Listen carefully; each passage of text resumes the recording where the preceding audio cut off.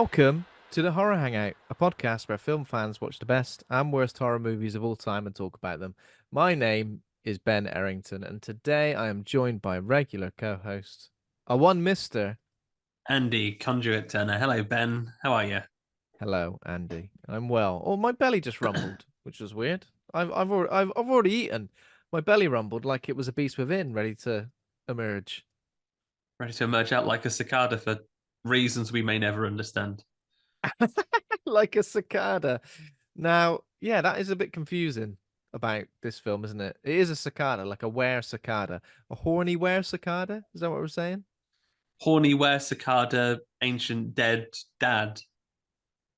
That's a good way of describing it because I was a little bit confused with this. And of course, yes, if you are listening to this episode, you will know we're talking about the movie The Beast Within, and we will get into that. And the ins and outs of cicadas and were cicadas and all that stuff. Um, in due time, of course.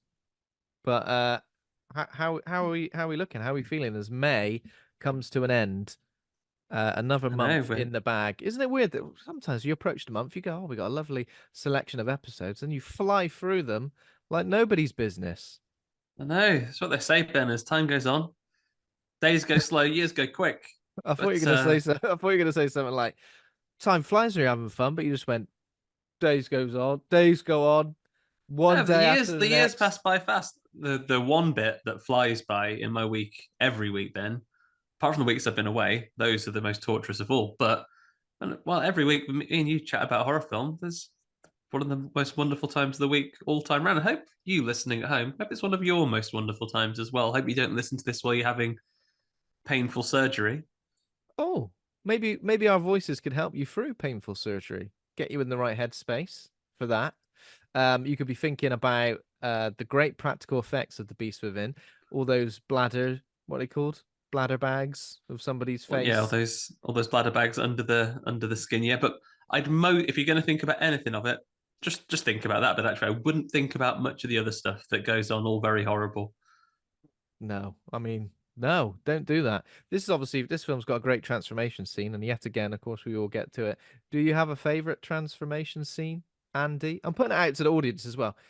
Do you have a favorite transformation scene? Say it now, Yeah, and we'll now I'll pause to ask listen. Andy. Oh, interesting Oh, choice. really? I wouldn't have thought of that one. That's really Andy, interesting. do you have the best transformation sequence? I know at this sort of time in cinema, we were kind of there were a few in a row, right? Yeah, there are a few in the row. And as much as you might be tempted to give it to John Landis and the American Werewolf in London, I maybe even prefer the one from The Howling. I really like that transformation. Yeah, yeah, that's a good We get a shout. couple of good ones in that. The one with the guy in like the clinic transforming, but I think for the character driven element of it, the sister at the end, Oh God, yeah, where she gets that's blown insane, away isn't on it? live television. Did you know that the director of this film, Andy, also directed Howling 2, Your Sister is a Werewolf? Well, Did you know that? I didn't know that. I didn't know that. before before the Howling 2. Howling 2 was 1985. The Beast Within 1982. Um I know. So they when I kind of stepped saw, up to the Howling too, obviously. yeah, he also directed. I'm just looking at his wonderful array of movies. He directed Pterodactyl Woman from Beverly Hills, which is a No, I haven't seen that. I'll get 1995 that straight on the watch list. live action farcical horror movie. What else? Snide and Prejudice. Who knows what that's about? It's got Zack Snyder doing Pride and Prejudice, ever so slow motion. it's Mr. got Darcy coming out of that water, 3/4 of an hour's long, that scene.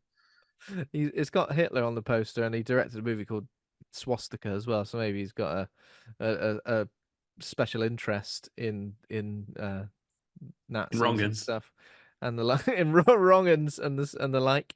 But yeah, interesting. Howling 2. Does it have? Oh my God, he did Howling 3 as well, Andy. Marsupials, underrated. Marsupials. I feel like he's done the Beast Within, and he's gone, look, guys, if you need one of these, then why not? Um, Yeah, so good. I mean, it is a good choice for a transformation. I particularly, if I'm going to stick strictly to horror, I think The Fly is for me. I know it happens in parts essentially, but the part at the end where he actually goes full fly and like literally hunks of flesh are falling off him as he emerges from his human form, his limiting human form, and becomes the fly, and then obviously eventually holds the shotgun to his own head as if to say, just put me out my fucking misery. I've had enough. Yeah, Um, sometimes you think something's a good idea and then you start it, yeah. I think buyer's remorse. I think that this, if we're talking about slower transformation scenes, I think District 9 is pretty good as well. I think Yeah. the transformation that old Sharto Copley goes through, turning into a prawn, not a literal prawn, but a Old nickname for Vickers the the old sweetie man. old Vickers the Sweetie Man. I think that's great. I've got to mention this one because I'm sure you've seen the GIF, and maybe this is something we should talk about at greater length. But there is in something called a dark house comedy movie, so not even really a horror movie, from 1937 called Shush the Octopus, or Shh the Octopus. It looks like there's a sequence where an old lady seems to like rip off her wig and just turn, and in screen in camera turns into a horrible old hag. And apparently the makeup, it was like a makeup effect shot with a red and blue filter. So the makeup was always there, but there were sort of like these almost like 3D effects with the red and the blue to make her look like she was transforming into a wig, into a witch, not a wig, into a witch.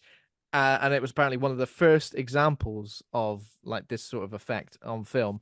And when you see it now, you're like, oh wow, looks I insane. need Look, to get back and watch that then. Although, Ben, I must admit, as soon as I knew the title of the film, my brain kind of filled in a gap in the moments between words as you were speaking. It's like an old lady whips a wig off and then turns into an octopus. and Fucking turn into an hell. octopus.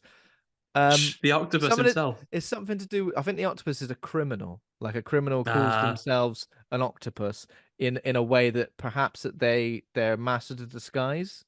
You know how okay. octopuses can be those little Like decoy cheeky octopus. cheeky decoy octopuses. Um, yeah. What would I your mean, animal name be if you were a criminal mastermind, Ben? oh God, you put me on the spot now. I mean, if we're going by Metal Gear Solid, Metal Gear Solid things where you have to have something that is a very distinct personality trait, and then Liquid Ben. Liquid Ben. I would go for squirrel, something squirrel, Yeah. The beautiful squirrel. muskrat. The muskrat. Oh, the mole rat. The mole rat. That's it. I just need one name. Don't need a nickname. Just the mole rat because they're pretty gruesome, aren't they? And I think Yeah. me being hairless, mole rats, hairless on the head, of course, and other Yeah. places. But we won't talk about them. Yeah.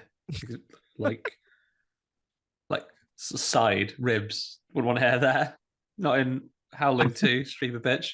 No. Um, Also, I've got one more question for you, Andy, before we move on. go on. This is about a were cicada. If you could be aware anything, what would you be? Um, Again, Tyrannosaurus. Tyrannosaurus, tiny arms. Interesting. Big bitey head though. Yeah. I think in principle, people only make fun of Tyrannosaurus's tiny little arms because they're all long dead. I think True. True.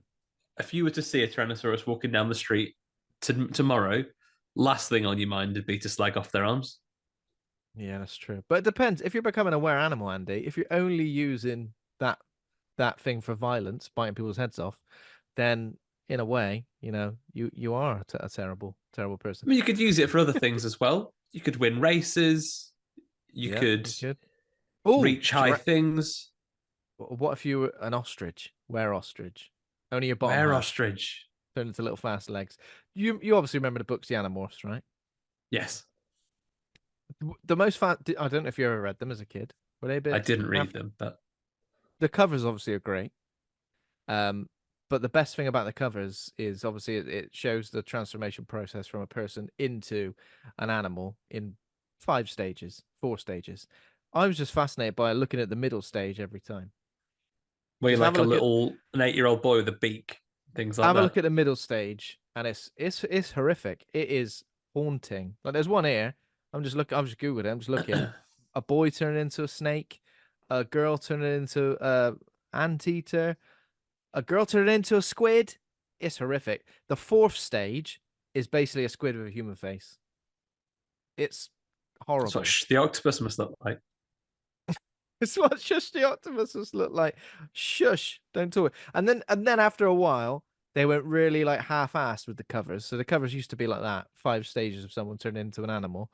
The covers now are sort of like a man with half of Okay. a snake face, the other half. Budget wise, it's like God, that in-camera morphing effect. I always remember that one where like George Lucas turns into like a big HD camera. Jesus. Oh, I got to start looking at this because this is terrifying. Did you know there was a Game Boy Color game for Animorphs? No. Neither did You I see, until Ben, just I just think then, just that my second. growing up obviously was shown like, you could be a Sega house or a Nintendo house, Mm. much the same. Maybe you were an Animorphs house, but my neck of the woods, it was Visionaries. They're the people that turned into Oh animals yeah. that I had. Oh yeah. That was just a big Visionaries. hologram on your chest and I you feel like magically turn into one. Animorphs is great for like nightmare. Is great for like nightmare fuel slash like a horror adaptation, right? Imagine turning halfway into a. I mean, as an example here, imagine turning halfway into a starfish and then realizing, oh no, I'm stuck like It's a this bad forever idea, now. actually. This is a bad Obviously, idea. Ben, you posed the question. You need to answer it. What would you rather be aware version of?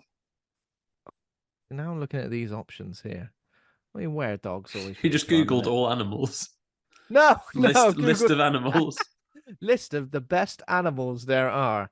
Um, do you know what? I'm just thinking maybe a dog. That's a terrible answer, isn't it? Maybe a dog. You know what I mean? You're like It's like you're a werewolf, but you can stay inside a instead of going were out and dog. hunting. Yeah. You can stay inside, chill out. People are gonna rub your tummy.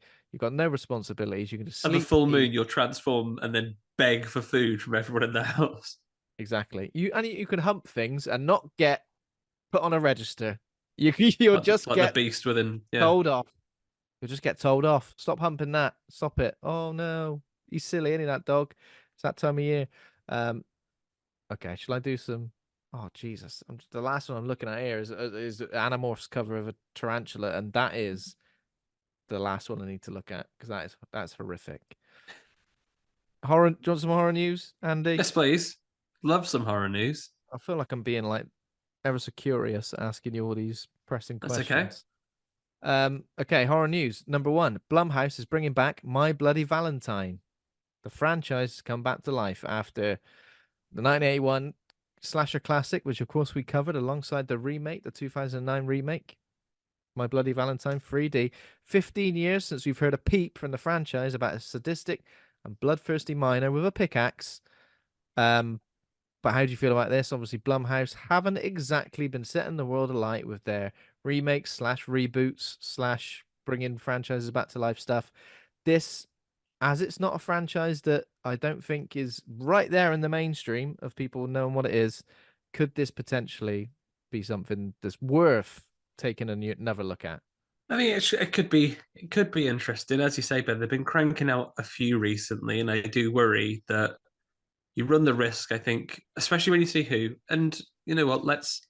We'll give Blumhouse their credit. They brought some great, successful movies to our screen. They brought some fresh ideas. They brought new takes on things in the past. Like Mm, their credibility isn't in isn't in question, but no. just recently, these last few years, I do worry, especially with was one of your pieces of news a couple of months back now when you talked about mergers and acquisitions, Atomic Monster and Blumhouse, corporate synergy.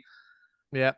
I want to see these things come out because they are films of creativity and interest. I always, especially when you hear these things like, oh, like, they're going to remake this film. It almost feels that they've just got a tombola of all the licenses they could possibly get in the hat and they could do these things. If someone's got Yeah. a good idea and they're going to run with something, brilliant, great.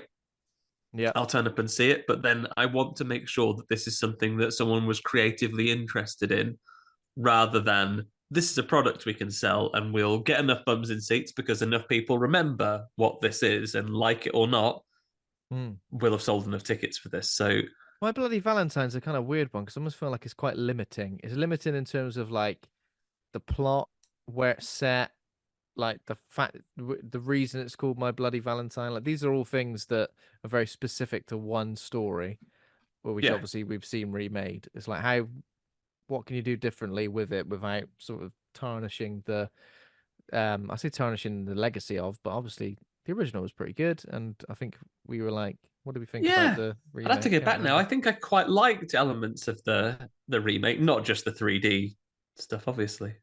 Mm. Yeah, yeah, of course. That's some interesting Um, takes. yeah, let's see what's gonna happen with that. Okay. And another thing that I've got down here, James Wan is producing a horror reboot of The Munsters. In the wake of Rob Zombie's direct-to-video movie The Munsters back in 2022, which I still haven't seen, Andy, have you? I mean, don't. This is probably me, Ben, but I did try and sit and watch it, and I got about half an hour in, and I was like, Oh wow. Okay. Is that was it I another might have just not. another I might have just example? not been. I just might not have been in the mood. You weren't in the mood for Rob Zombie loves his wife.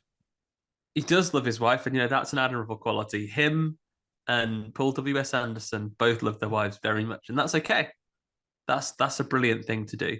Yeah. Um, but it was the Munsters. The remake was a nice The Munsters, and you know how when you watched Elvira back recently, Ben, Mm. you watched both of Yeah. Elvira's outings, and the comedic timing is still really on, and there's still, Yeah. even though there are some like really pun heavy jokes and things like that, it gives you the general sense of well-being and fun about the whole thing. Yeah. I just didn't get that watching the Munsters. I think Yeah. comedy's Let's real see. hard. I think that is the thing. Comedy is one of the hardest things to do, and Yeah. it just didn't. And I have fond enough memories of the Munsters being on TV when I was a kid, but it just felt really quite stunted, and Yeah. I just couldn't get into it. It might have just been I was tired on the day. I do owe it to go back and watch it, which is why I've not mentioned it. But yeah, Yeah. so now I'll finish it. someone else I'll having a go. finish your dinner, aren't you? Yeah, but now someone else having a go. Looks like James Wan's company, Atomic Monster, and doing a Oh, reimagining corporate of synergy. Corporate Synergy, which of course you just mentioned. Um, and then yeah, there isn't much else about it. Like they want to revisit the original series, with a different take. Who knows what that means and who's going to get cast in it? The showrunner is Lindsay Anderson Beer, who was the director of Pet Cemetery Bloodlines. I mean, it wasn't That great. I didn't Probably see not. and you didn't enjoy. Yeah, I think that's it. Um, Um, you know what you could do though? Just putting this out there to any corporate entities out there. Both the Munsters and the Adams family are original characters from a long time ago that were created on the template of universal monsters. There's a vampire, there's a Frankenstein, yeah, there's a witch, things like that. All of these things you can just use. They're all public yeah, domain things you could do. Just do a new horror related family if family. that's what you want to do. Well, I'm And just looking other looking people have here. done that. Adam Sandler's been knocking out Hotel Transylvania films left, right. I've seen that first one. Yeah, Tell you what, Ben, bloody yeah, delightful it is. What a lovely message. good. It's good. The Um, few of them are pretty good. just do a new thing. Just do a new thing. There was a take on the monsters called Mockingbird Lane, directed by Brian Fuller, back in 2012, and it aired as a Halloween special, but it was supposed to be like a pilot episode, and the series never got picked up. But yeah, I didn't even know this was a thing. But it reveals Eddie Munster in a less cuddly version of his werewolf form. Interesting. So yeah, I guess this was Just supposed do to a new be thing, everybody. Come on. kind of dark take on it. Yeah, just do a good thing. Sorry, a new thing and a good thing. Do both of those. Do both of those things if you could. Yeah.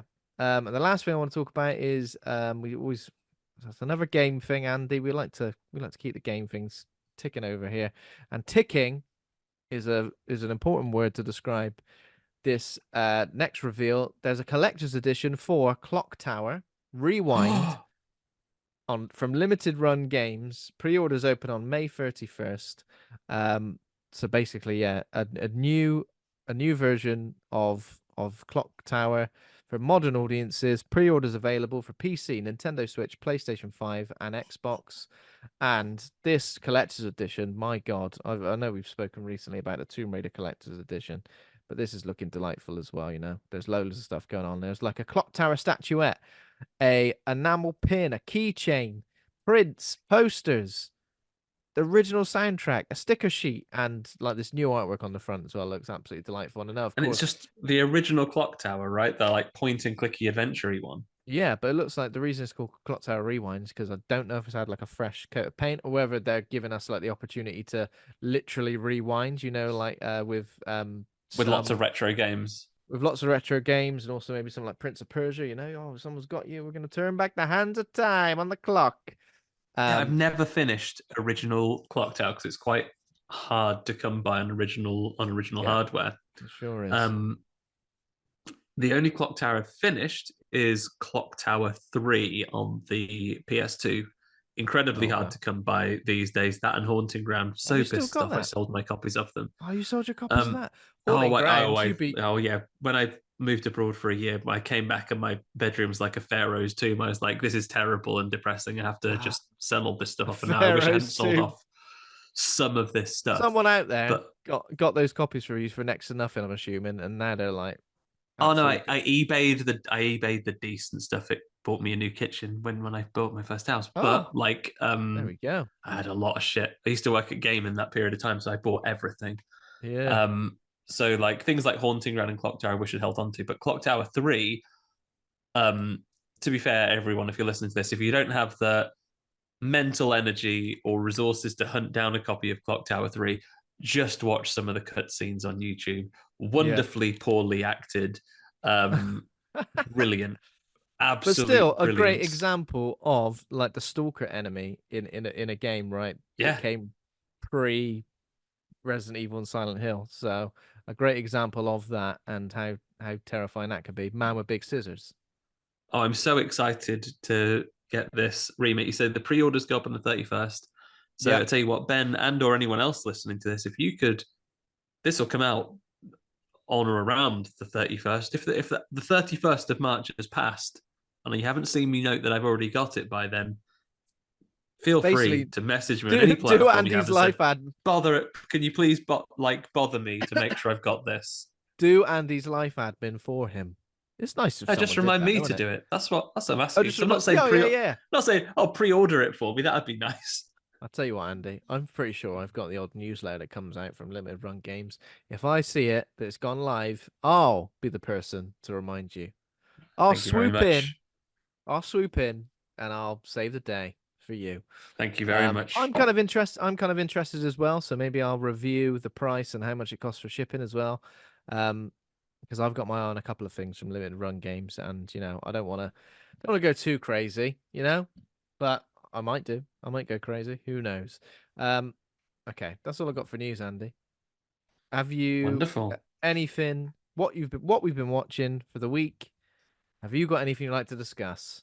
I just have a couple of things for you today, Okay, Ben. then Apart yes. from the film of the week, I also watched. It was a Fright Fest film a couple of years ago. I think one of the Glasgow events before we made it there live. But Onyx the Fortuitous and the Talisman of Oh Souls yes, um, that was is last year, now I think. Yeah. on is now on Tubi, which is where I watched the week's film while I was on the platform already. I saw this was on there, so I was like, that Oh Tubi horror yeah. selection. All the memes are true, Ben. It is a smorgasbord of A delights. smorgasbord, a treasure trove. It is a real treasure trove of stuff that isn't really on lots of other platforms.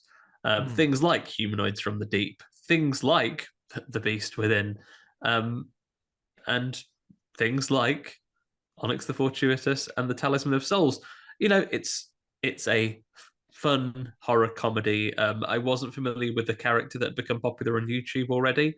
Hmm. So I think some of the deeper lore was maybe lost on me going through it, but still a good, funny, like more work going into the effects than had any business to be for a low budget movie.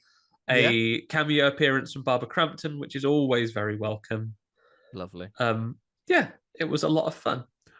Other than that, I know you don't mind a bit of gaming news, Ben. So I've got a bit for No you. way. So in addition to carrying a slow march through Resident Evil 4 every time I've got a little bit of free time to play a game. I'm on chapter 8 right now of the Resident Evil 4 remake. I Lovely. think I'm about to fight the little wee man at the end of the Oh, castle. little feller. Yeah, little fella. And then other than that, I picked up a new release on the Xbox. Say I picked up its on Game Pass. Um, Now the title has changed the order. It's no longer. It's not Hellblade 2. It is Senua's Oh yeah. Saga: Yes. Hellblade 2. So yeah, started Hellblade 2. It is not a long game. Based on the achievements, I'm about a quarter of the way through already, I guess, and I only sat down for a single session. So Wow. yeah, Okay. similar to the first one. Just We looks have outstanding, lots of right? it looks phenomenal. The technical work on the acting capture, especially the facial capture, and I think it's a really wonderful story that basically the actor whose name I don't have in front of me, I apologize, who plays Senua was meant to be basically a stand-in to begin with, and now this is Oh, a I role that see. she's playing for the second time in a very Amazing. well received first game. The effects of her kind of embracing the sort of intrusive thoughts and voices that she has in her head as she's gathered through the thing, that continues to be there. Yeah. um so far so good. If I was going to give it a little bit of a critical review, it feels a bit on rails to a degree Yeah. sometimes. Like this Because what is very the much gameplay feels like, like a really? visual, yeah, it's very much like a visual novel that I just happen to be occasionally needing to nudge it along a little bit. The Yeah. combat is like fairly like uh, like a mixture of, it's like a rock scissors paper game of quick attack, heavy attack, dodge, and then block, and different opponents will do Yeah. different things. So and your range of movement is kind of limited. When you're locked into a combat situation with someone, you're really locked into that with them until that is done. So there isn't really the freedom to move around that environment. You get a few incidental puzzles, which are basically getting yourself to the right viewpoint to be able to find a symbol and for it to line up. Mhm. So it might be a little linear for some tastes, but if, like me, you're there for a fairly focused experience and you just want to gather the story out of this, so far so good. I'm glad to have it back. Oh, But lovely. that was Nice stuff. me. How about you? Have you seen anything?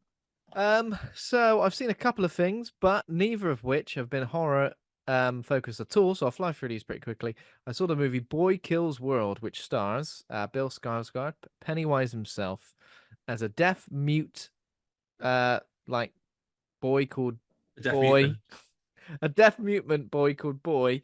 He was really good at fighting, and he's taking on this kind of like big oppressive.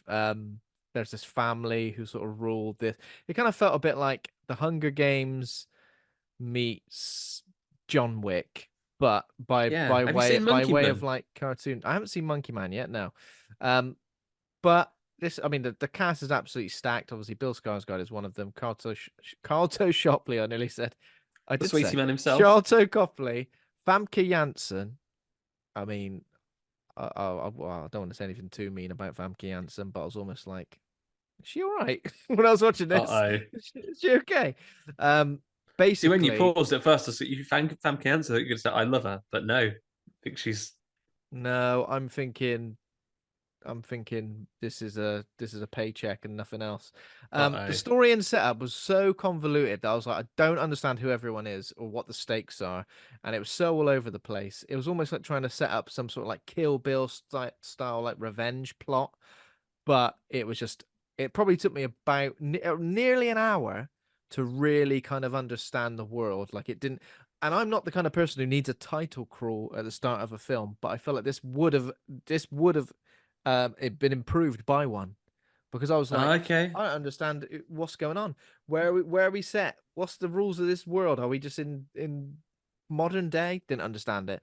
Action and fight choreography is great, but I just kind of felt like it was holding back. I felt like it needed more crazy, and it thought it was crazier than it was. Does that make sense? It That thought it film was walked like, up to you and I'm not the hey bloody man, Joker. I'm a mad. hey, look at this. You never believe this thing. And the voiceover that he's got like a voice in his head, which is Archer. Um, Archer, yeah. just the tip. But But I've spoken about the movie The Killer with what's his name? Old Michael Fassbender, and that Yeah. had too much voiceover. I was like, too much voiceover. Don't like it. Don't like it. And I kept imagining this film without voiceover, Boy Kills World. I kept imagining if I didn't hear him saying in Archer's voice in his head every little thought he had, I think I would have enjoyed it more because I feel like Bill Skarsgård's got such a reactive, emotive face that I feel like that was enough. I feel like having this voiceover made me feel a bit annoyed at it. I was like, all right, shut up. Okay. I'm annoyed at it. And there were a couple of twists which I feel like I saw coming a mile off. It's very stylish, but probably style over substance, I would say. But it seems like a lot of people like it. Seems to be pretty well received across the board. So yeah. Okay. Um, and the other film I saw was Furiosa, a Mad Max saga. Um, How was that? and I definitely liked it, but something's off, something's missing, something don't feel quite right. I'm not sure what it is. I feel like Mad Max Fury Road was so good that it didn't really need a plot, did it? Because it was kind of like one big chase sequence from start Hmm. to finish. There's a nice setup, and then there's one big chase sequence. I feel like the plot in this film was there was a revenge storyline again, but I just don't think it hit as hard as it could have because I feel like it took too many detours. I know it's a prequel, I know it's an origin story of a character, but I feel like we went in too many different directions when really I feel like it would have made a lot more sense if it was a bit more streamlined. I think Anya Taylor-Joy is great in the title role, but I don't quite believe that she's Furiosa. Does that make sense? Okay. Also, you like, would you have kept it with Charlize Theron, or is it that? Yeah, well, yeah, I think so. And then you've also got Chris Hemsworth as a villain who's like proper chewing the scenery and probably has most of the best dialogue. But again, I don't know. Do you know what I mean? It felt like it gives us reason to root for a certain character, and then it like it doesn't believe that reason enough, so it keeps trying to give us more reason to hate one character and root for the other one. But I'm like, I've kind of got enough. I've got enough, and it kept forcing more onto my plate. I mean, without a doubt, great visuals. Like the set pieces are great, but even again, Mad Max Fury Road, I was like, holy shit! Oh my god, the scale of it. You're like, wow, how was this even filmed? Whereas with Furiosa, I'm just like, yeah, that's pretty cool. They used a computer, didn't they? They used a computer, didn't they? And it's just more of the same. I feel like a film on its own, it would be great, and you'd say that's amazing. As a follow up or a prequel to Fury Road, you are a bit like it is a bit underwhelming, I find. Um, but still worth a watch, and I feel like in the cinema because obviously the soundscape is like unreal, the visuals are great. Yeah, I don't know. I feel like it just needed simplifying a little bit too much. You know, when films are like trying to establish relationships between, well, here's why we're going here, and now here's where we're going Hmm. there, and this is the reason why these people have suddenly decided that this is the thing, and it's just there was a bit too much of that where I kind of just You want to wanted just nun it, don't you? It just was. it You just just go in there. was. Well, no, that's the thing. I fully believed like Furiosa's origin story, like without needing to see as much as we needed to see. Like I could easily have seen a cold open to this, and then suddenly she's Furiosa. I believe it, but it just felt like they just kept going through and through. You know, like again, I'm not going to spoil anything, but the head shaving moment, I guess, should have been a real big deal, right? Yeah. Happens more than Especially when your hair once. is as beautiful as Anya Taylor Yeah, Joy's. happens more than once. And talking about expressive faces and expressive eyes with Bill Skarsgård, Anya Taylor-Joy, she she can convey so much with her eyes that I Yeah. feel like it's still a great performance. That's the thing. It's not like her performance isn't bad in any way. I just couldn't fully believe it at any point.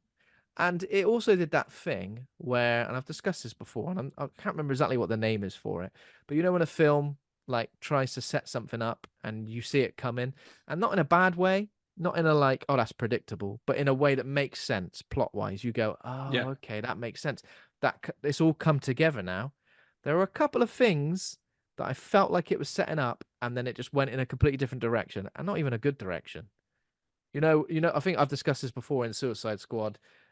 when we see Captain Boomerang with the unicorn, and he puts it away in his jacket, and then he's got the unicorn again, and then later on he gets stabbed right there, and you go, this is all right though, because he's got the unicorn there, but that's protected him. And then he pulls out and it's a wad of money.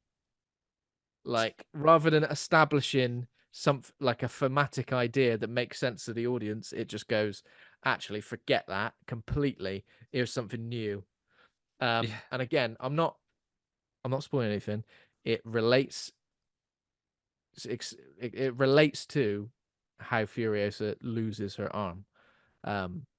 It was set up quite a lot how this might happen, and then yeah, I wouldn't say anything else, Andy. Just Definitely worth the checking first out. half of the movie, just like near misses, getting her arm chopped off. Oh, thank goodness Oh, I moved my bloody arm at hell. the last minute. That was close, wasn't it? How's this going to happen? I feel like I know how it's going to happen. Yeah, no. Still great, Someone will go, of watch that, course. I'll have your arm off if you're not I feel careful. like All in right, a I'll world, always be careful of that. I'll always be careful. But that's it. That's it for me. Apart from Apart Andy. from, of course, film of the week. Apart from the film of the week, which the reason that we kind of like discuss this is because I was sent a Blu-ray copy by Raddy, the organizer of Screams by the Sea, a little while ago, and I think I did mention the fact that you sent me a few Blu-ray copies after we worked together on the promo of that festival, which was very kind of him, of course.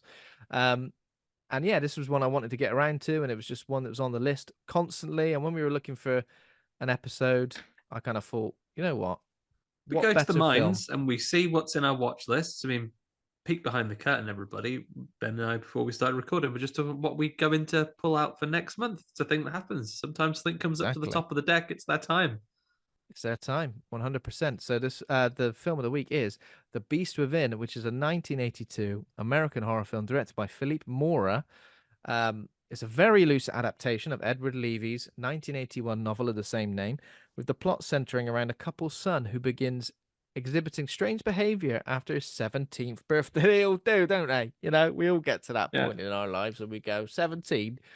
There's loads of urges all of a sudden. It stars Ronny Cox, Bibi Besch, Paul Clemens, LQ Jones, Don Gordon, all of them. In terms of ratings, we've got 5.6 on IMDb, 17% Rotten Tomatoes audience score, 33% critic score.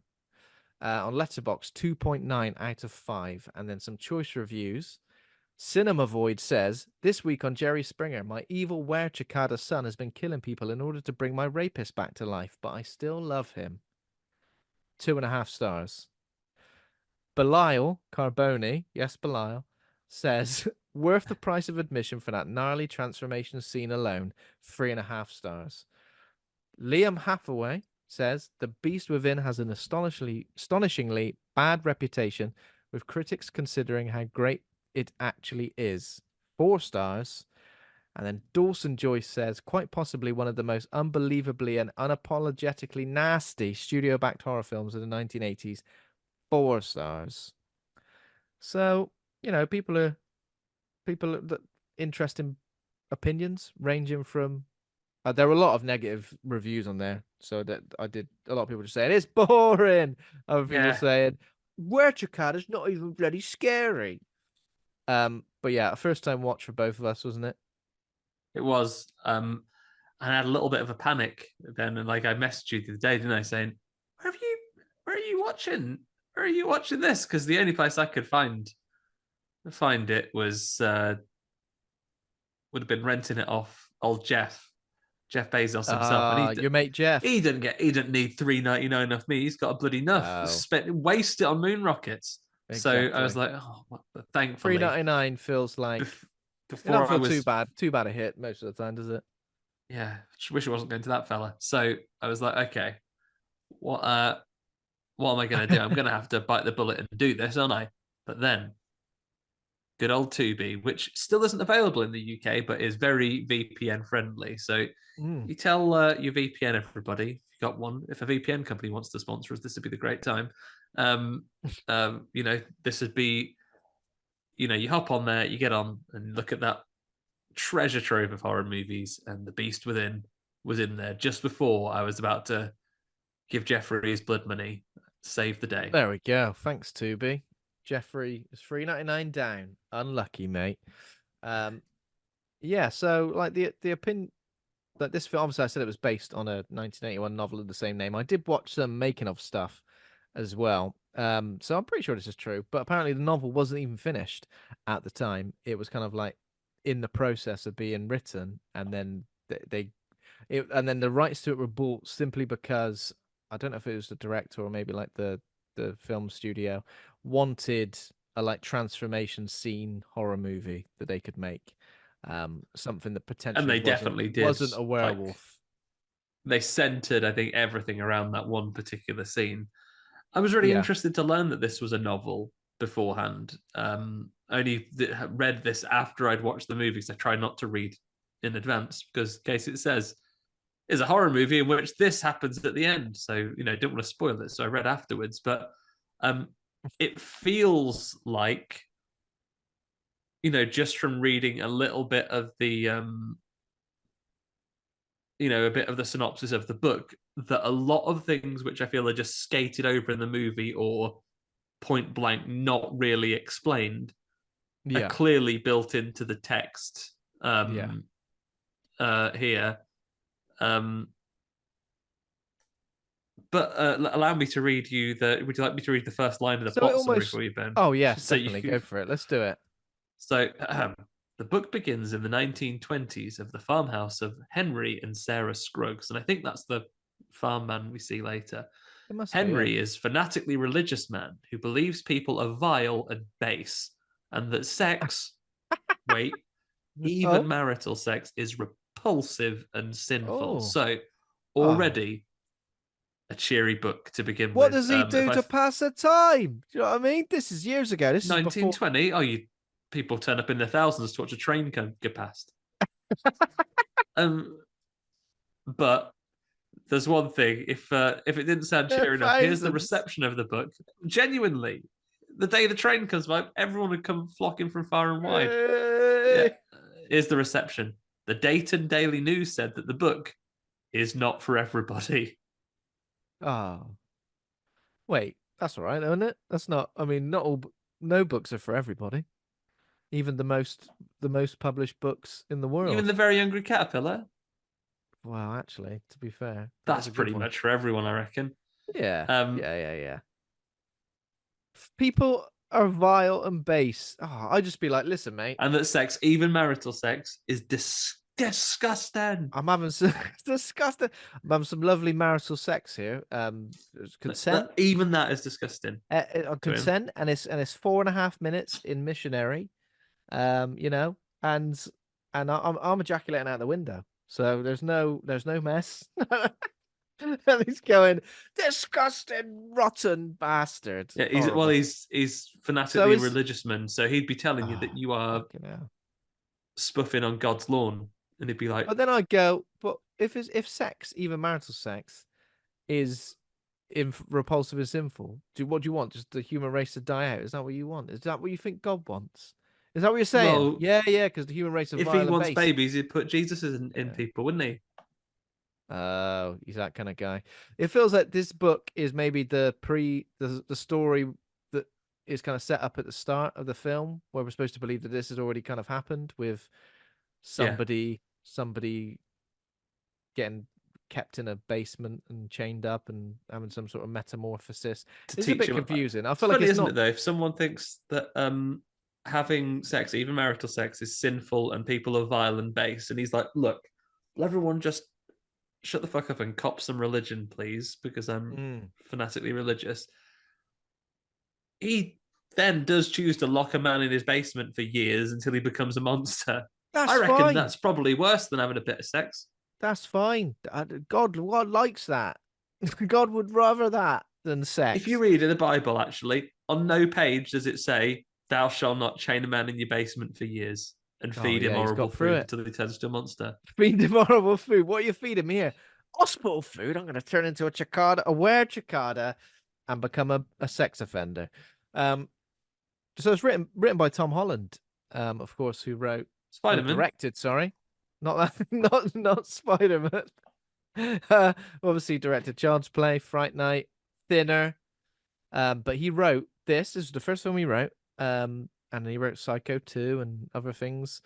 But yeah, I think he was approached in a way, and again, because the book hadn't been finished being written, I think there was a little bit of cross lines in terms of what the book was and what they wanted the film to be. Because I think the film was literally like, we're going to build to an amazing transformation sequence. So pretty much anything you put on the page is pointless because we just want to see this amazing transformation sequence. We don't want it to be a werewolf. I don't know if they said this, but I feel like this is what they said. We don't want it to be a werewolf. And apparently, in the making of the thing that I was watching, Tom Holland was almost like the cicada was a thematic idea rather than a literal were-cicada. It was almost like the cicada was a reference point for what this beast What was. was happening? Yeah, because The he's transformation. It wasn't a literal were-cicada, which I feel like the not film. actually like an insect, is he? He's like a serious Mr. Blobby. Serious Mr. Blobby. He is like, oh yeah, serious Mr. Blobby. Yeah, I mean, we've all seen that. Have you seen people like digital artists who like go, here's Homer Simpson, but like with real skin, Yeah, stuff like that? if he If was he was made of made of wham flesh, bars. if he's made of wamba, this is kind of the same, but with Mr. Blobby. They've gone fleshy Mr. Blobby instead of like pink rubbery skin, like actual flesh, disgusting Yeah, flesh. Um, horrible. do you feel like even when he's not fully transformed, even when he's kind of like having a few like feelings, I feel like he stinks. He looks Oh yeah. sweaty. He looks sweaty. It looks like he's secreting all sorts of um pheromones. Oh yeah. Can you imagine being his like? Obviously, this is a 17-year-old boy. You'd know if he was transformed into a were cicada rapist man from the past, because you'd walk in there and you'd be like, oh, stinks in here. Open a Let bloody me window once in your life. open a bloody window, put a bit of Febreze around there, whack a Smells like a Glade, wanker's nightmare in here, mate. whack a Glade plug in, put it on full. Wanker's nightmare. How can we describe it? Right, so I want to sort of understand this properly because I'm trying to understand it. So the main character, who is Paul Clemens playing Michael McCleary, he is the offspring of some weird killer were cicada So, beast. Right, you might be able to explain this better than I can. Go on. so spoilers for the entire movie, but let's lay it out here as we begin. From my understanding, um, there was a horrible bloke in the past, and in an opening scene that we'll discuss shortly, he assaults, rapes this woman who is broke down at the side of the road. We then absolutely at legendary speed rocket forward 17 and a bit years, almost 18 years, I guess, because they have to have time for apprenticeship run full term. Um, Mm-hmm. a boy is 17 years old and he's right poorly, and it is the result of this attack. So this baby was the result of that assault. Yeah. Um, and the family know this and they're fine with it and everything like that. However, the spirit of the horrible ghoulie man, I don't know when he died, but for some reason he is coming back to life through Through. this son. He's Yeah. coming out, he's taken over the body, he is going to explode out, because one thing that we don't get established from the book is that we can only assume, therefore, that when this man was caught after that attack by the townspeople that kept it secret, when he was on his deathbed, he must have thought of the cicadas and thought, I'll just do what they do, shall I? I will lay dormant underground for all this time, which what cicadas do, and then they come out after a period of time and they Yeah. shed their skins and become flying insects instead of burrowing insects. And that is their So life cycle. obviously we So see like he there's like a comes back to life creature. through his son. There's a creature chained in a cellar, right? But he's dead That's now, him. he's bones. But he's dead now. He's bones. But in the start, we see that there's a creature breaking free from the cellar, Yeah, right? so this was Escapes into 17 the forest. years ago. So this is the man, right? Yeah. This is the killer man, He's but not a he cicada right has now. Right now, he's just a ghoulie man. he's just a ghoulie man. But he has okay. He's just a ghoulie man. So in a similar way to how he's a ghoulie man behind you, climbing the Yes. fence, looking all This is his sweaty. son, the ghoulie man, though. That's This his is son. green grass he himself. was like that. He hadn't gone he hadn't gone fully cicada. Okay. I'm kind of getting Yeah. it. So this man was, we mentioned the religious fanatic in the book. Basically, this is the man that had an affair with that guy's wife, and he killed the bad man, killed his wife in a feral rage, and locked the man who she had an affair with up in his cellar, chained him up, beat shit out of him, gave him bad food, like treated him poorly for years until basically became he castle freaked him effectively. If you want to Yeah. blurb on that, so he castle freaked this man until he was basically an insane monster, and then this is explained very loosely much later on, but not in any great detail. Um, but what happens is that in the opening scene of the film, we see this chained up man Hmm. escape. He doesn't ultimately escape forever. He gets recaptured and eventually dies because we see his skeleton down in the cell. He lives the rest of his life there. I guess the other time he had was when he spent his time, I guess, just deciding that he would come back in spirit form and possess his unborn son's body. Yeah. I mean, it's a long time to That's wait, just a isn't it? decision. I guess if you've got nothing else to do because you're chained down in the basement, you've got time to really think about just for Yeah, that's sometimes true. if I'm really too full, I will sit and think about digesting food in the hope that it works quicker and I don't feel so full. I mean, He was there's a thinking of that, so right, I'll how just will how does that myself work evolution out? wise. How does that work out usually for you? I feel like it works. It's a bit like that scene at the end of 1993 Spawn. It's like 1993, 97 maybe. I wa 1997 Spawn, where he goes, focus on healing, and he heals Oh his yeah. neck. Does like that. I watched Spawn only recently. Yeah, Only it's like that. If you think 2 weeks about it ago, enough, you can do maybe. it. And that's what happens. But this man thinks about it so hard that he's able to will himself back to life. I mean, yeah. Okay. But all of this So explanation, listeners, is more than you'll get in this movie for a long, long time. So go into this fully yeah, aware that we've there explained was a it lot slightly of that more. where I was a bit like, I am a little bit a tiny bit unsure exactly what's And it happening. all comes in the last 10 minutes of the film. Yeah, yeah, exactly.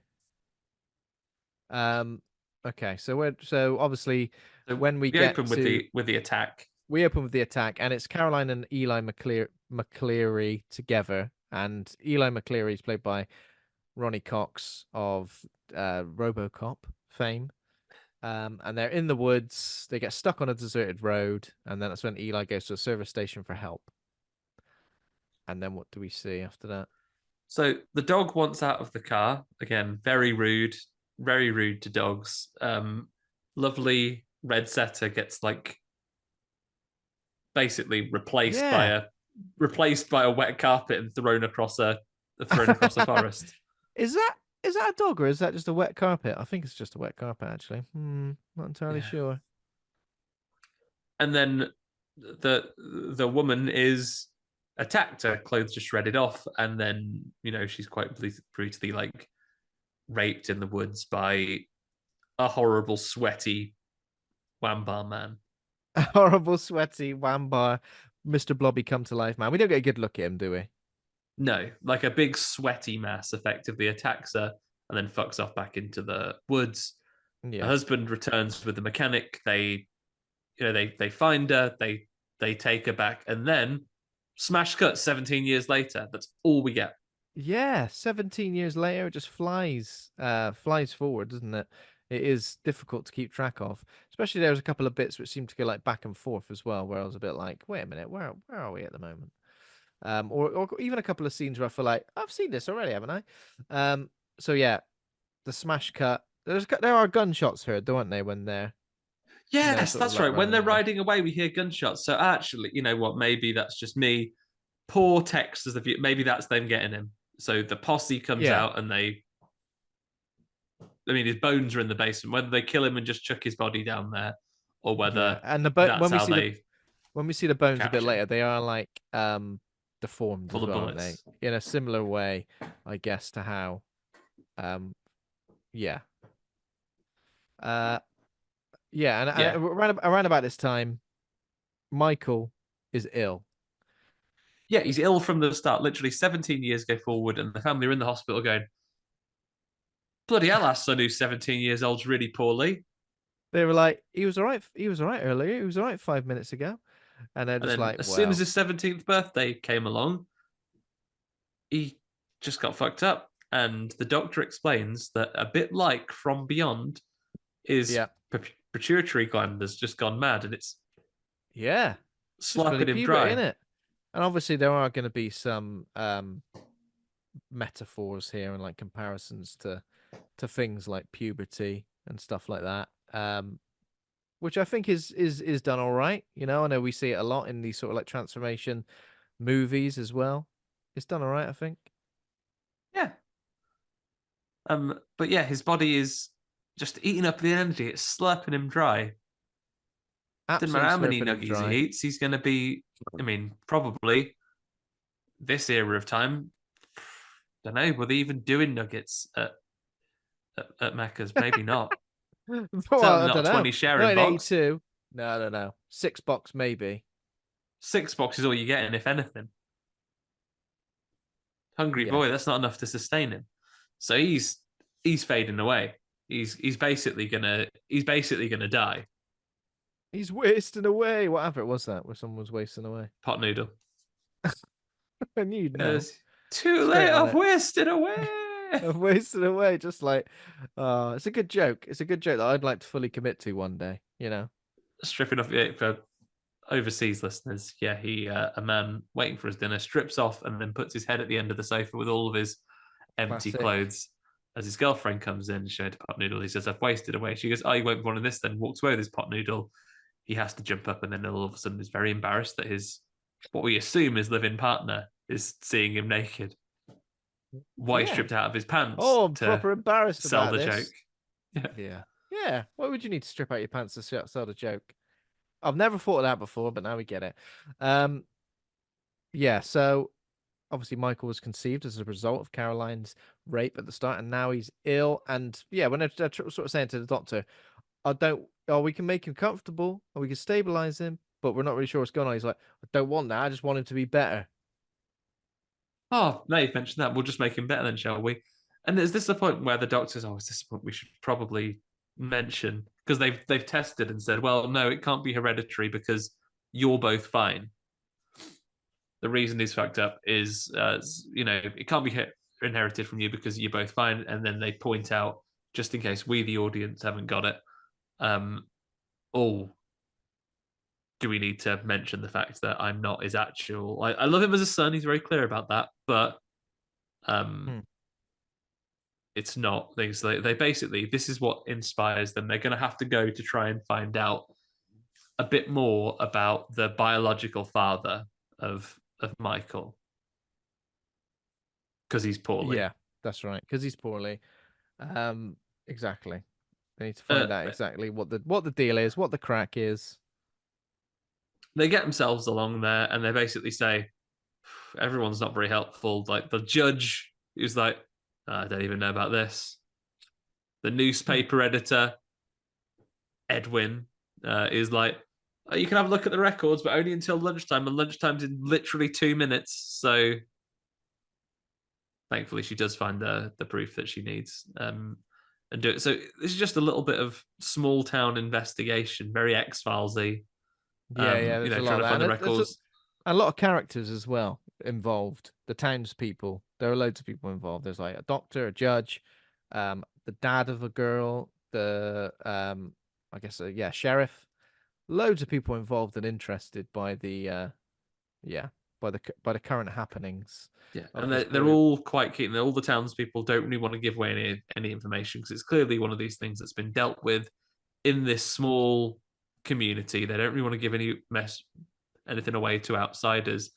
And the couple learn about an unsolved murder of the mortician Lionel Kerwin Hmm. 17 years ago. Yeah, the unsolved murder of a mortician.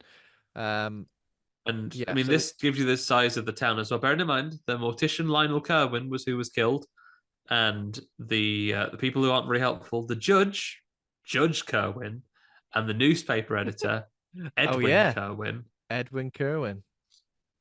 They say, you're related? Can't tell you. Stonewalled. Can't tell you. So it does seem, obviously, as time goes on in this film, it does seem like the Kerwins are being targeted. I know we'll get to that, but yeah. So the Judge Kerwin, newspaper editor, they refuse to tell them anything at all. And Eli and Caroline ask chef, not chef, sheriff. There's a chef. There's a chef. They got a chef. He got all the answers. Sheriff Bill Poole about Lionel Kerwin's death. And he says that Lionel's corpse was found partially eaten. Only partially. How many bites of someone would have to be missing from someone for you to be considered partially eaten? Like if someone just took one bite out of them, you would just say they bit them. How long before you're partially eaten, do you reckon? Yeah, partially eaten. I think anything from a couple of mouthfuls. I think that's partially. Yeah, partially eaten. Yeah, I think so. Okay, so Lionel's corpse was found partially eaten. And then I don't know how this happens. Like Michael, dead poorly, right? Literally death's door at the hospital. Don't know if you've heard this, really ill. Yeah. Uh, he rocks up at the newspapers. He's Edwin, the newspaper editor's like, he's on the phone. He's like, oh, gotta go. Asdaman's here. The Asdaman cometh. Except it's not the Asdaman. It's The Aston cometh. He's um, cometh again in his green wagon. but it's Hell not the wagon. Asdaman. It's just local version. It's Michael just at Edwin's house with his Yeah, but you know what? shopping. You know what he's doing here though. Now he's bringing the shop in. He's doing. This is before the modern Uber Eats and various other things where you could get your shopping delivered. You Leave know, at if the door. you just need a few bits, you can get a lad or a lady to come over and deliver it. Go Puff. That's another one. You heard of that one? Don't like the name of that one. That one's Hey, strange. Go was Puff. made Go up here. what? Go Puff. He is Whoosh turning from up Tesco. with Edwin. Oh yeah, that's a good one. With Edwin Kerwin's shopping with his bits. It's not a big shop, is it? It's just his Yeah, bits. just got his messages in. He's just got his bits. Been got the M&S on, and he's got well, he's most notably got a big old slab of mince. Is that a big old slab of mince you got there? Would you like a bag of mince? Would you like a tray of mince? Would you like a Oh, slab of mince? I'll take a horrid little slab if you mince got one. man. Don't call him that. Uh, so yeah, and how does it go from them just having a lovely exchange to suddenly Well, Michael chewing on his old neck? Edwin is a little bit weird because clearly this kid is. I know standards were different in the early 1980s and beyond, Ben, but this kid's clearly really fucked up. He's like sweating, not really Yeah. speaking, staggering about the room, Mm. and he's already been having visions of himself, Michael, in a house with something beating at the trapdoor. Yeah. That's yeah, it's horrific, really, isn't it? It's terrifying. I'd be And terrified. he's screaming, saying, "Look, all right, just this once, and then you have to leave me alone, all right?" Um, Just this once. and then you can tell Michael turns into a bad bloke a few times during this film, and the big transformation doesn't come till the end. But you can all immediately Yeah. tell when he's the bad bloke because he gets horrible tartar on his teeth.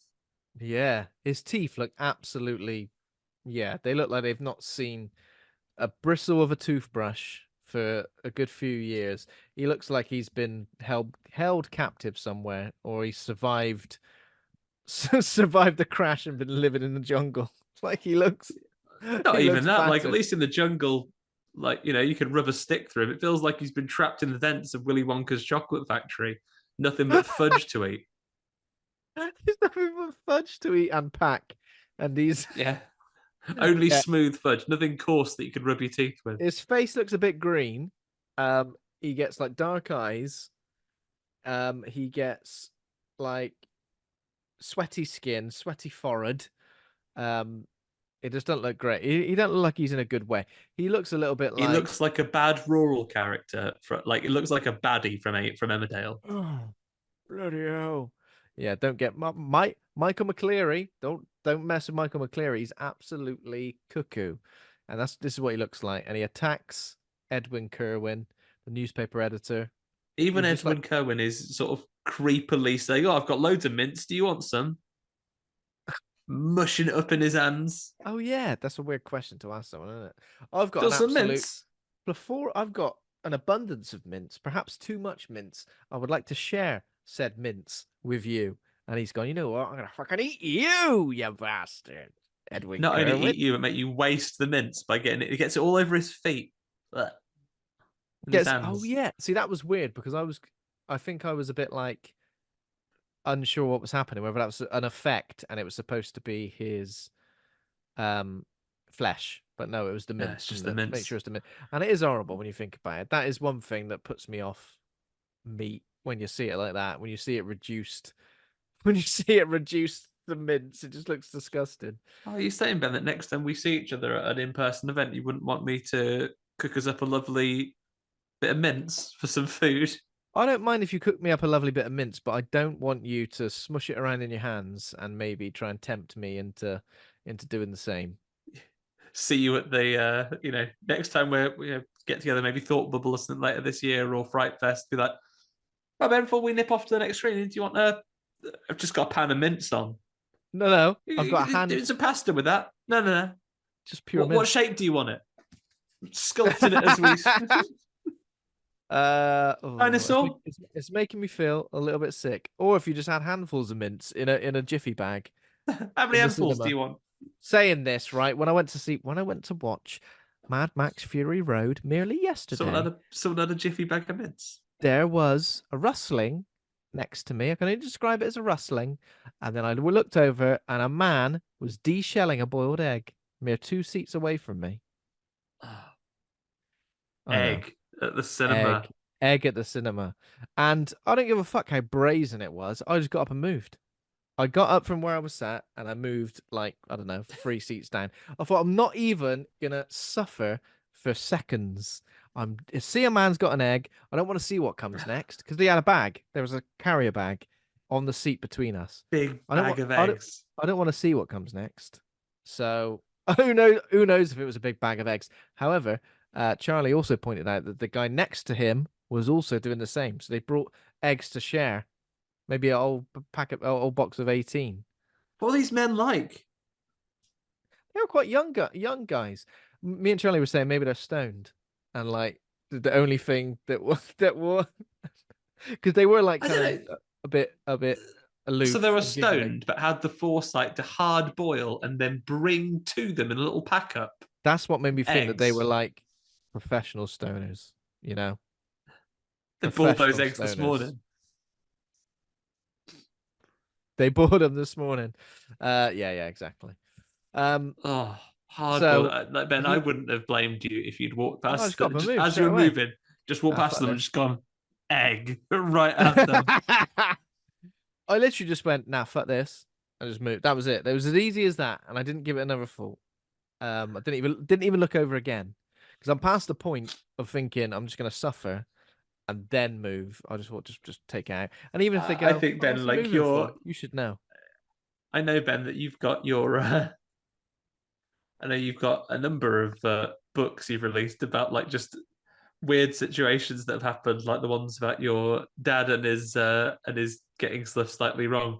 I think your next book should be like times that Egg. Ben has an absolute fucking mare at the cinema. I feel this Yeah, follows there you are a lot of around times. particularly.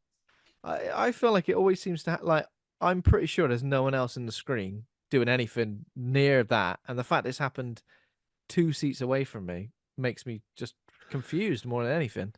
Um, I feel yeah, like every time that you get caught at the cinema, they are reasonable things, but you seem to court it like it is the disaster. You know, yeah, does put me P- off. yeah, people shouting really loudly throughout an entire film, and then telling you off for looking at the time on your phone while the end credits are running. Yeah, I hated that, Andy, and you witnessed it firsthand. You witnessed Witnessed it it firsthand. first Excuse me, hand. I know this film's finished, but do you mind not fucking using your phone? Excuse me, Even your phone's on the lowest brightness, and it's just the opening logo, not even the logo of the film, the opening logo of the thing, and you're just making sure your phone's on silent. Can you fucking stop? But I'm gonna yell. anytime anyone wants me to participate, twat. Anyway, Ben's awful cinema trips, everyone. Come in 2024. most of the time I have a good time. I've started going, so I've been going to the the old showcase in Bristol, where they've now got lovely reclining seats. And to be fair, this has made my 5th trip there since the new seats have come in, and every time it's lovely. And I feel like I don't want to go to the cinema and not recline ever again. It's But if perfect. someone's got eggs in there, you can fuck off. But if someone's got eggs in there, I will not be afraid to hit them To tut and move slightly. the tut, move slightly, and not say anything out loud in case they hear me. Thankfully, got a podcast to do that on later. Right, I'll mention this Exactly. later That's on. where I get Got 'em. all of my anger out into the air. Yeah, so he cannibalizes Edwin Kerwin. We see some. It's not super gory, is it? We see some like sort of blood, and we kind of see him biting him, but we don't see. Yeah, There's not like you see him like bite flesh into him in his tearing. t-shirt. Like it's a very Resident Evil, Oh yeah, like squelchy yeah. That's a good blood way coming of through. that's a good way of describing it. You know, and he probably gets 50-50, a little bit of Edwin Kerwin, a little bit of mince in there as well. So a bit like having hamburgers, a pork and beef mince mix. And a lovely So glass of all the fat that's stripped off after he's cooked it. yeah, oh, Lovely, refreshing, grim. grim. So yeah, so he pops him up, and then the next thing he does, he goes round to Amanda's house, Amanda Platt. His Collapses. dog, Amanda's dog is harassing Michael. Oh yeah, leave me alone, will you? Barking at him, and then then Amanda goes to see him. He collapses, and the doc says he needs rest, but he's better from being at death's door. That's a good sign, at least. Yeah, he just needs a bit of rest. That's all. I know not so long ago we said he was basically dead, but now we reckon he'll be all right. He'll be all right in a few minutes. Yeah. So yeah, but around about this, doesn't she? She calls the police, and so she calls the police. Then he gets taken to hospital. That's when that. Yeah, because he collapses, right? So yeah. and then he wakes up in the morning and said, "Oh, you're better from your pituitary illness." It's quite lucky she found you though. So gets better. Then he goes back to her house again after to like thank her essentially. Thanks for calling a bloody fuzz on me when I collapsed. How dare you? Although this feels like the most unearned relationship, and maybe Ben, I just don't know how romance worked in the early 1980s. I think in the early 1980s, it didn't even matter if you two were interested in each other. If you just happened to live close by, it was pretty much done and dusted. It was a done deal. You know what I mean? Simpler time. No need to have shared values or anything. All you need to do is ask someone if they have a boyfriend twice, and that's probably sufficient. Have you got a boyfriend? No. Does she say no? She does say no. Just no. It says, anyone ever told you you're beautiful? And it's like, no one's ever said that to me before. And he goes, oh, No one. what a big snog then. Want a big snog. Doesn't she tell him that her dad is like an alcoholic? Horace Platt. He's an abusive alcoholic. He seems very strict. He's like, he doesn't let, because when he first comes over, he goes, oh, can I come in? She goes, oh, my dad doesn't allow anyone in the house when he's not here. Said, yeah. Well, he's not here, is he? Do fuck all while he's not here, can he? He's not allowed. Well, he's not here. And Horace Platt, is Lionel Kerwin, who was murdered 17 years ago. He's the cousin of Lionel Kerwin. So yeah, they're having a lovely kiss, and then Amanda's dog turns up, and what a way to ruin the mood, eh? Turns up, and it's got Edwin's severed arm in its jaws. Yeah, is that right? He's found the arm. Yeah. So obviously, like, Michael ate more of him than we were made to think. I kind of thought Didn't he just finish him though. Chewed his neck a bit. But yeah, literally consuming the whole body. They alert the sheriff, and this is when her dad arrives and tells Michael to stay away from my little girl. And this girl, obviously, they're teenagers. Stay away from my little baby girl, he says. Michael tries to like say, "Oh, it was my idea. Like I told her to come with me. Like it's not her fault." He's trying to protect her because, yeah, when she talks about him being abusive, we do see a little bit later that he like hits her and stuff. So yeah, not the best. Not the best. There's a lot of abuse and assaults and various horrible things happening between various characters here. Um, yeah, it's pretty when you think about it, it's pretty dark. And even like when we get to the end of this film, it doesn't necessarily end on a hopeful note in any way, does it? No, And of course, not we will really. get to that. Um, What so happens next? basically, the mum and dad are part of the. Despite being absolutely stonewalled by everyone, they've in with the sheriff and the doctor, and they're basically the monster club right now. They're investigating everything. So Yeah. there's been a murder, and the sheriff goes, "Oh, do you want to just come and investigate this with me?" So Oh, I'd love they to. I ain't got anything else on they go at all. around and they find the swamp is full of bones. Oh, bloody hell. They There's fell a bones bone. They everywhere. find a bone, and the doctor in particular goes, "Well, this is definitely this person that lived in the town because I put this bone in her. It's like a hip replacement." Yeah. I wonder where she was. I put that bone in her and she vanished off the face of the earth. And I was a bit worried, thinking, is it something to do with the hip replacement I've done? Did I do it wrong? Did I just leave her open? Did I forget to sew her up? Is she dead? She is So dead. they go and see. Said, "Well, the thing is, all these people would have gone through the mortuary." We go and see Dexter, who was the old mortician's assistant Yep. back when all these things happened. Um, and he goes, for some reason, right? Imagine this, Ben. Set the scene, if you will. You, Ben Errington, are sitting at home, and then you're in a small town, so you know the chief, you know the sheriff, Yep. and you know the local doctor. The Oh, two yeah. of We're like them that. turn up, and they ask you a question about something that happened in the past, and there's a third man there who you don't know. Yep. Now, bearing in mind that technically the question is collective, so technically it's been asked to you by the local like head physician, the town's doctor, the Yep. sheriff, but the third person there you don't know before. What do you reckon your grounds are to be able to point blank refuse to answer that question purely because you don't know this third man? Hang on a minute. Who's this guy here? I've Yeah, never be seen him like, before in my life. I'm absolutely, forget it. Forget it. Forget about it. like Forget you go about into it. court and like the judge and the prime minister are there and say, right, Ben, Who's this I'm judge? I've never afraid. seen this judge before. I don't even know him. He's not qualified to judge me. You don't even know me.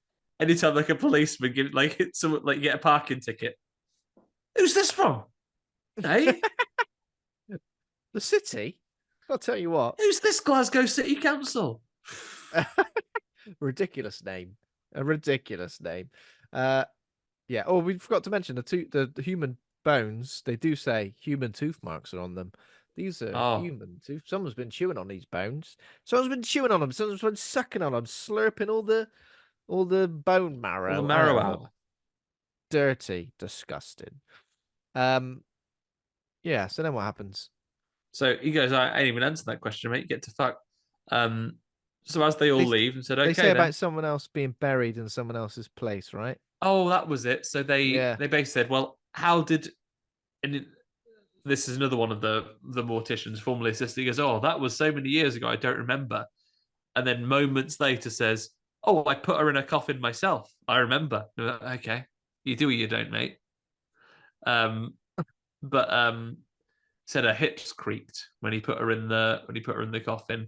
Oh, But basically, he refuses to answer if anyone I don't else could know. have got to the coffin between him putting her in there and then her actually being buried. Yeah. And he goes, "Well, see ya." They leave, and the second they're gone, he's like, "Beep beep beep." All right. Now, does he? Do we know at this point who he phones? But he phones someone and goes, "Listen, the heat Listen. is getting on. Listen, the heat's on. Listen I'm here. gonna they're He gonna be calls the back and they're gonna judge demand after answers." the The men judge, he does leave. say it's the judge. Ward calls the judge and demands more money in return for silence. But Silence. I will only shut up if you give me some more money. How much we talking here? Fiver? Um, and Michael turns up. It says possessed every time, but I guess like he is possessed, kind of possessed, but also like in like part Beast mode. transformation, right? He's in bloody beast mode, this fella. Yeah. Now, how Beast does mode. he gets him with like the embalming tool, doesn't he? Yeah, yeah, he does. Stabs him with that. That's right, isn't it? Am I imagining? Stabs him with the embalming tool. Yep. Um, Meanwhile, the other men, not being able to get an answer from the mortician's assistant, now mortician, they just thought, right, let's go straight to the source, shall we? Let's exhume this body full of Yeah. rocks, isn't it? Not a body in there. Ah, they've discovered a woman's coffin is filled with rock. Would have been heavy, wouldn't it, going in? Unless the people going in knew it was full of rock. I guess they would have. Put the exact weight of a body in rocks on there. One old It's woman's full worth of of rocks, rocks. That's please. how she wanted to go. She wanted to go, covered in rocks. She loved it. Oh, She loved. she's been turned into rocks. Isn't the process of decomposition fascinating? She's It's become fascinating. rocks. She loved rock. She loved The Rock. She loved Chris Rock. She loved the movie The Rock, starring Nicolas Cage and Sean Favorite Connery. Amiga game, Chuck Rock. Oh, deep cuts. I love the deep cuts. So they return to the mortuary to question Ward, but they find him dead. Um, and Michael is now in the middle of his killing spree. Now he goes and finds a man called Tom Laws. It was just like an old boozer who's just hanging out. Like, But he seems to know more than he's letting on, right? yeah, he knows what's going on. And Michael talks to him in another voice. Says, "Do you recognize this Oh yeah. voice? If I talk to you this wise." If I talk to you this way, do you recognize her? I find out of everything, that is the stuff that's the most effective and kind of creepy. Um, Yeah, because it goes past the point now of being possessed or not possessed, but like turning into another being, like being possessed by someone else is kind of interesting.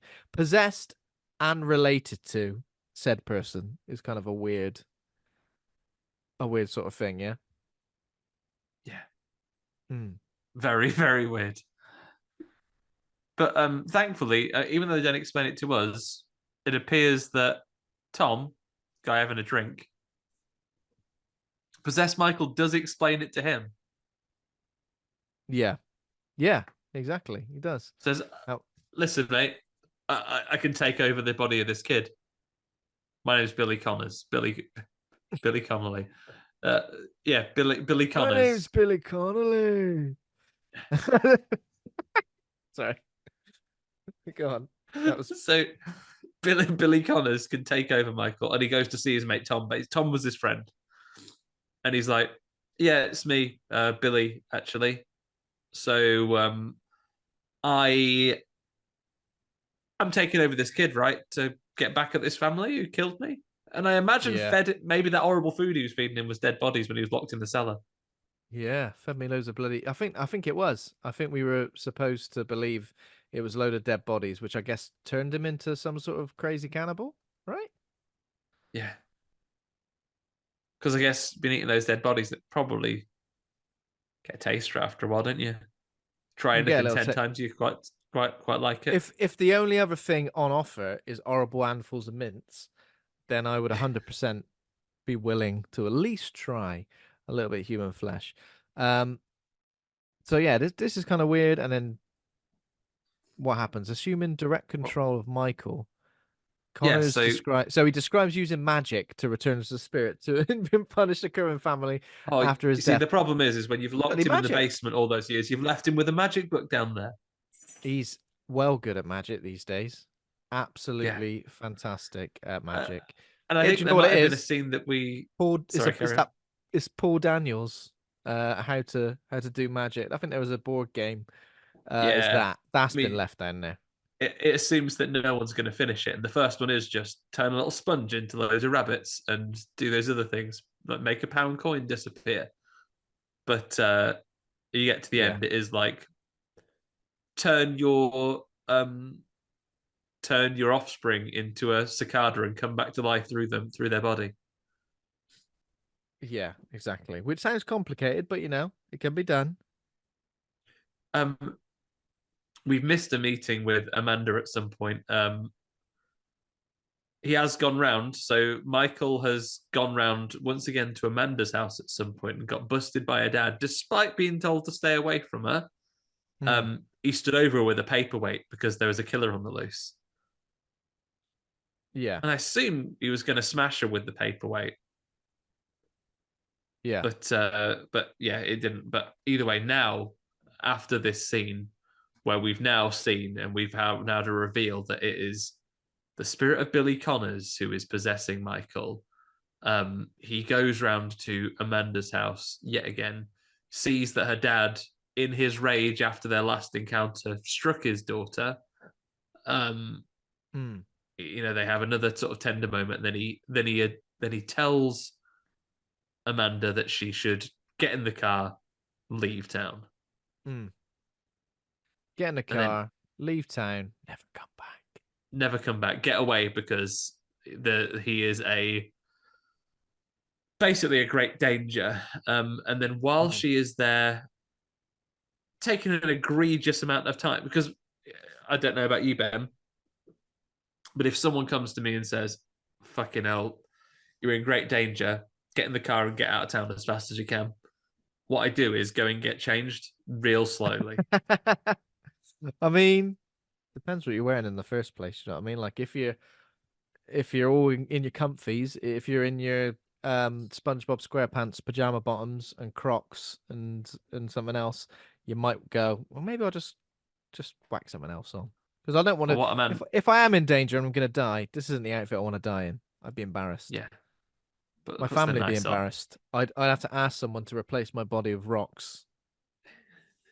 If you die in a bad outfit, only rocks, please. Only But rocks. yeah, what she does is put on a bra really slowly. Um, and then it's enough time for Michael to get possessed again, Hmm. break the doorknob off the door, but then come to his senses and throw himself out the window. Yeah. Does he throw himself out of the window? Or does he just like run out the window? He just runs through the glass door, doesn't he? Just runs headfirst through the glass door. Yeah, Which might one of his powers, really. A thick skull. I think that is one of his powers because we see the body of his dad, and he had a, ever such a thick skull. yeah. Massive, massive Ant thick skull. McPartland's massive head. Oh Jesus. Um, Yeah. so He basically goes back to hospital and he's like begging to be killed when he's there. yeah, Kill this me. we're basically getting into the big scene now, like the Yeah. big bit of the film. Like all of our investigative team have turned up. Um, the they're into two factions. There's the people that are trying to look after, um, like Michael and so on, like the doctor who was kind of set upon by Michael last time he escaped from the hospital as well and just got knocked out briefly. Yeah. His mom and dad, the sheriff, they're all trying to look after him, and he's just begging to be killed over and over again. So look, you've got to kill me now because otherwise it'll be too late. Be When too Blobby late. comes, then You it won't better be able to kill do me anything. now. I was gonna fuck you up. Because when Blobby comes, we all know what Blobby's like. You can't control him, and he will go rogue. When he goes rogue, that's it. You're done for. Yeah. Um, In the 90s, when this happens, you get a gotcha, then it's not so bad. But in the no. 80s, when serious Blobby's here, you're dead. He he tells them to go to Lionel Kerwin's house, look in the basement, and they do, and they find a skeleton there, chained Big up, headed skeleton. and they think it's Connor's. They assume it's Connor's remains, and next to him is the Paul Daniels board game, which is all splayed out Possession. everywhere. He's been doing loads of tricks. He's not very good at like making a rabbit appear out of a hat and pulling a whole load of handkerchiefs out of his mouth. He's no good at that. But But he can wear possession, cicada people. he can wear cicada people from afar. Exactly. Um, and then we get back to the hospital, and this is where we get the big metamorphosis scene, which is what all this film was A, leading to, and B, the reason this film bloody existed. People wanted to see somebody turn into anything, but not a werewolf, a were cicada, a horrible monster. And how could we describe this transformation? How would you describe Um, it? like a long, drawn out transformation. I think this is where I was aware of this film because I know it featured on things like In Search of Darkness and so on, Yeah. and lots of behind the scenes horror films. So it is a full package of effect, very sweaty and greasy. Looks like this kid's been dragged backwards through a Vaseline factory. He, ironically, very smooth process, wouldn't drag at Yeah, all.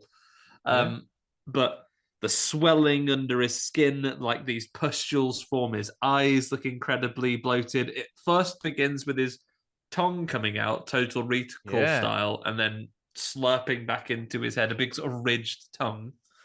yeah. Um, Very effective.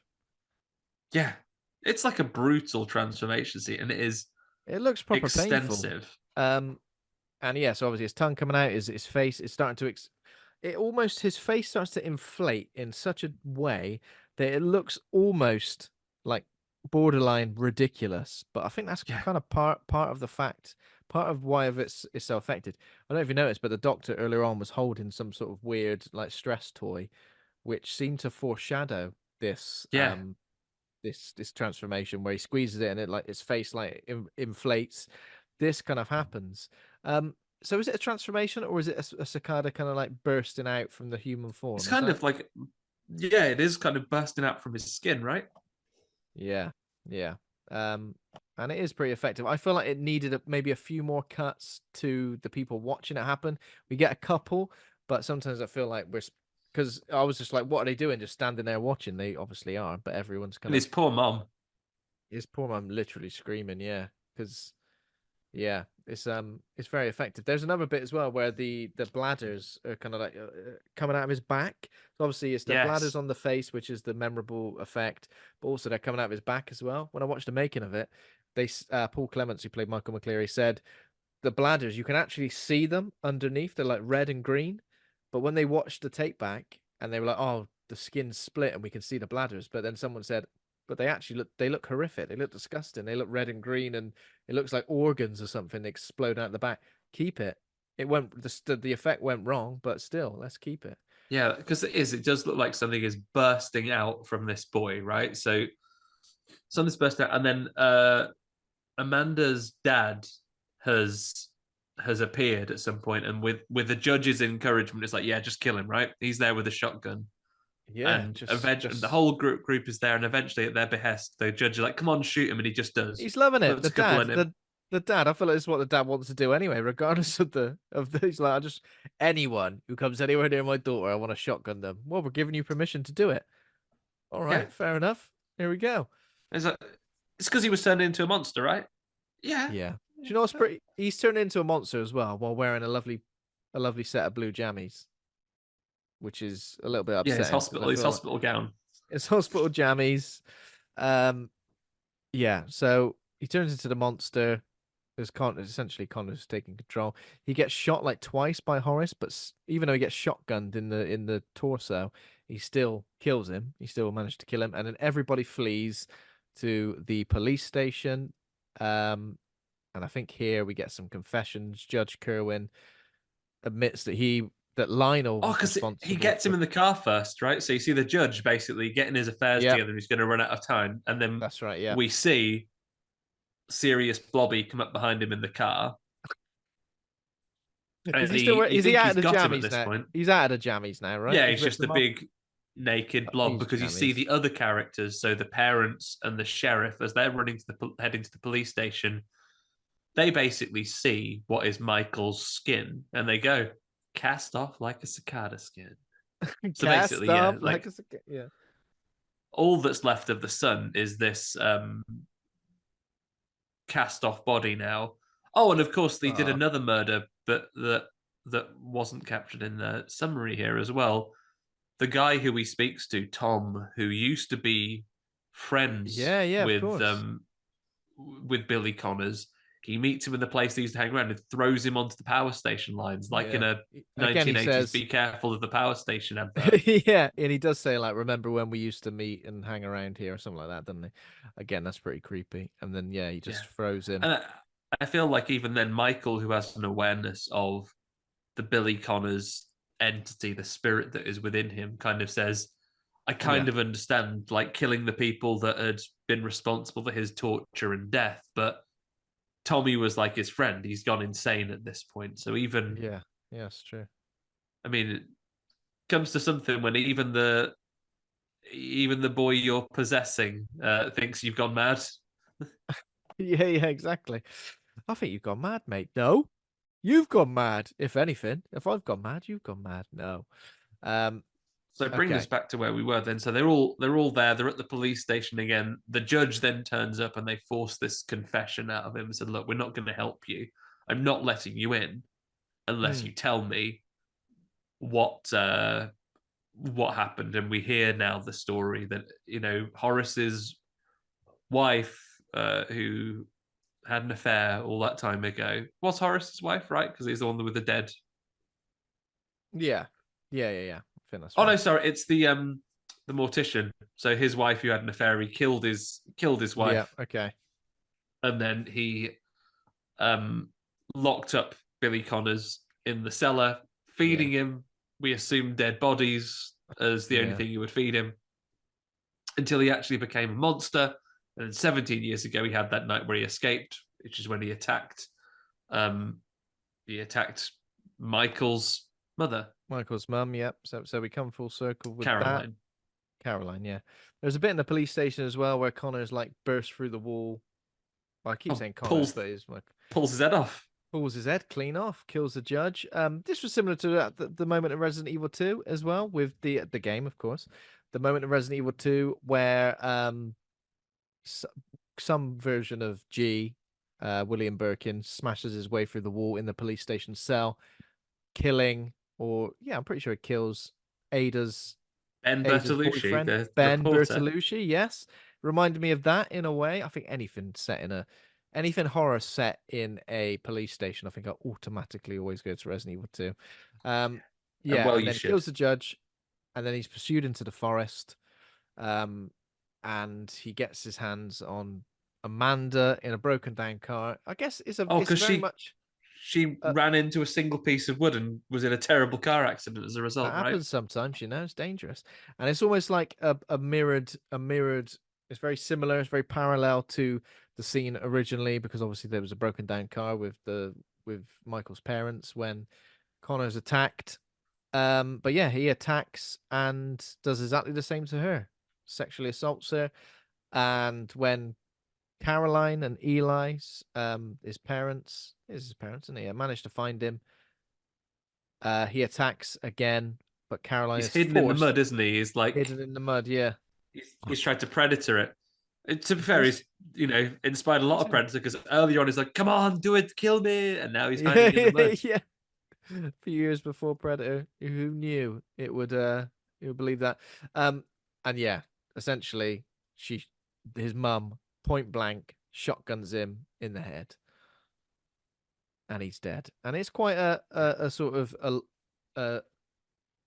a low sort of note to end on, because obviously that happens, they kill him, and then we see essentially our crew of survivors now, everyone who teamed up to go against it, carrying Amanda out of the woods. Everyone kind of looks very downbeat, and it also is kind of implied, I guess, that Connors has impregnated Amanda, continuing the cycle of his resurrection. Just bloody die, will you? God. Yeah. um Well, so there we go. That's it. That's the there beast within. is the beast within. The beast within. Um, Have you got any name game for us I've to got a couple for you. I've got a enjoy? couple for you. What's the synopsis, Ben? And I'll see what I've got. Okay. So the synopsis is a what is the synopsis? Center on a couple's son who begins exhibiting strange behavior after his 17th birthday. Okay.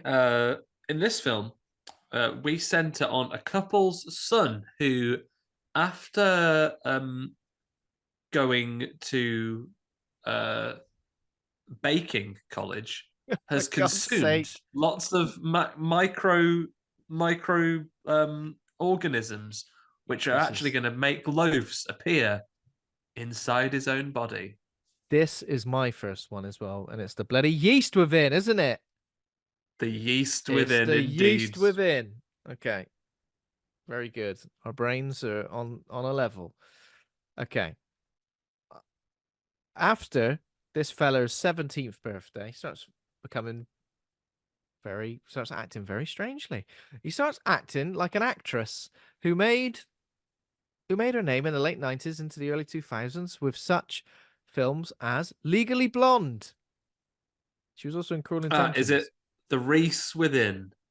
Yeah, or you could have the Reese Within or the Reese Witherspoon Within. Either is Either or, acceptable. because it's also got a with, kind of a Reese and a with. The Reese Witherspoon Within. Imagine that. Imagine just suddenly starting to turn into Elle Woods. Lovely. Sounds lovely. Okay. Not so Anything bad, is else? it? No. How about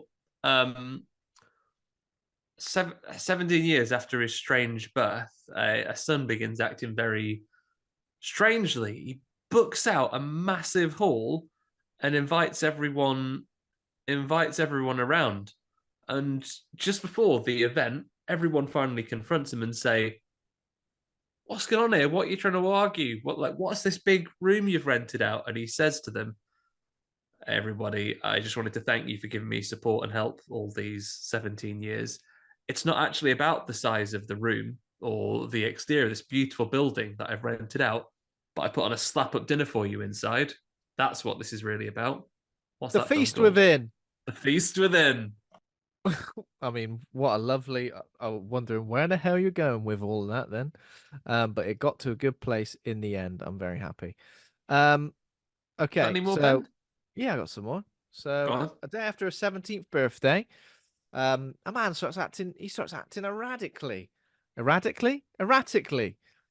he's Erratically doing some skateboard tricks, wearing his hat backwards, big sunglasses. the no, it's not that. Essentially, he starts to become ever so religious and sacred, and he rips away his skin, and there's a white collar there. Whoa!